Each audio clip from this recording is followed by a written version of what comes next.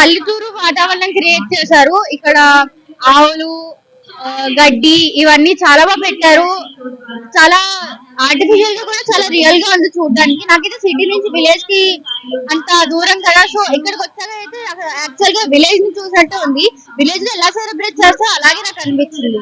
మాకైతే చాలా కన్నుల పండుగగా ఉంది. మేము ముందు అసలు ఇలా ఉంటుందని అనుకోలేదు. వచ్చిన తర్వాత ఇక్కడ వాళ్ళు ఏర్పాటు చేసినవన్నీ చూస్తుంటే మాత్రం చాలా కనుల పండుగగా ఉంది. ఫొటోస్ తీసుకోవడానికి అయితే చాలా చాలా ప్రత్యేకంగా వాళ్ళు విగ్రహాలని మనకి పల్లెటూరు వాతావరణాన్ని కంప్లీట్ గా క్రియేట్ చేశారండి.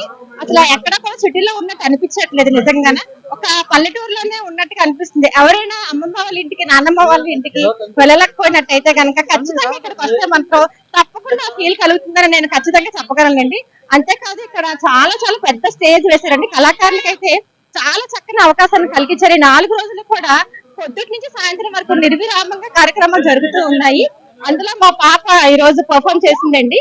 వాళ్ళ డాన్స్ టీచర్ ద్వారా జీవీఎల్ నరసింహారావు గారు వాళ్ళ బ్యాచ్ అందరికీ ఈ రోజు డాన్స్ చేసే అవకాశాన్ని కలిగించారు.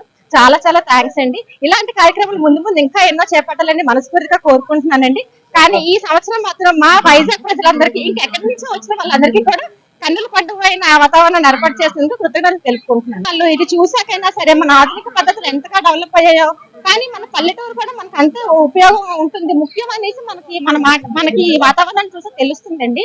ఎప్పుడైనా సరే మనం పల్లెటూరు మన అమ్మ వంటిది, దాన్ని ఎప్పుడు కూడా మనం మర్చిపోకూడదు. సో మనం ఎంత జనరేషన్ న్యూట్రల్ క్రియేట్ చేసుకున్నా కూడా పల్లెటూరు అనేది మర్చిపోకూడదు. పల్లెటూరులో చేసిన దాని వల్ల మనకు ఎంతైనా డెవలప్ అవ్వగలం. సో మనం ఎప్పుడు పల్లెటూరు అనేది మర్చిపోకూడదండి. నెక్స్ట్ జనరేషన్ వాళ్ళు కూడా ఈ పల్లెటూరు వాతావరణాన్ని చూసి మనం పల్లెటూరులో కూడా వెళ్ళి అక్కడి నుంచి కూడా మనం తెలుసుకోవాల్సిన చాలా ఉన్నాయండి. ఇప్పుడు పండుగ అంటే ఎలా ఉన్నదంటే ఒక ఫోటో తీసేసుకోవడం, అది వెంటనే ఏదో ఒక సోషల్ మీడియాలో పోస్ట్ చేయడం వరకే జరుగుతుంది. అది ఎంతవరకు నిజంగా చేస్తారన్నది ఎవరికి తెలియడం లేదు. కానీ మన పల్లెటూరులో అలా కాదండి. మనకి పొద్దున్నే లేచి అమ్మమ్మ నాన్నమ్మ వాళ్ళు వాకిళ్ళు అవన్నీ చేయడం, పోడ్చడం, పిండి వంటలు చేయడం, అలా స్వహస్తాలతోని మనం అవన్నీ అందరూ చేసేవాళ్ళం. నేను పుట్టి పెరిగిందంతా వైజాగే అయినా నాకు ఇలా పల్లెటూరు వాతావరణం ఎలా ఉంటుందో తెలీదు. కానీ జీవీఎల్ గారు చేయడం వల్ల మేము కూడా ఇక్కడ చూసి ఇలా ఉంది అని వచ్చాము. సో ఎంజాయ్ చేశాను. నైస్. తెలీదు, మా డాడీ వాళ్ళ జనరేషన్ కి తెలుసు, కానీ బీయింగ్ యూత్ మాకేం తెలీదు. అప్కమింగ్ యూత్ కూడా ఇలా నెక్స్ట్ ఇయర్ కూడా చేస్తే వాళ్ళకి కూడా తెలుస్తుందని అనుకుంటున్నాను. ఇలా ఉంటదని సినిమాల్లోనో సంక్రాంతి మూవీస్ లో చూస్తేనే తెలిసింది, కానీ ఫస్ట్ టైం ఇలా చూడడం వల్ల తెలుసుకున్నాం. ఓకే, విలేజ్ లో హౌసెస్ ఇలా ఉంటాయా. డాడీ వాళ్ళు చెప్పడమే గానీ మేము ఎప్పుడు చూడలేదు, కానీ ఫస్ట్ టైం చూడడం వల్ల చాలా హ్యాపీగా ఫీల్ అవుతున్నాం.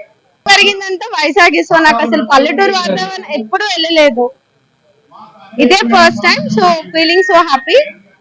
జీవీఎల్ గారు మళ్ళీ ఇలా పెట్టాలని కోరుకుంటున్నాం నెక్స్ట్ ఇయర్ లో కూడా. కదా అవి కూడా సిటీస్ అయిపోతున్నాయి. సో విలేజ్ వాతావరణం ఎక్కడైనా వైజాగ్ లో మంచి ఏరియాలో పెట్టి ఇలా పెడితే అందరూ వెళ్ళి విజిట్ చేస్తారు. 3 days అనే కాదు, ఇంకా లైఫ్ లాంగ్ ఉంటే బాగుంటుందని కోరుకుంటున్నాం.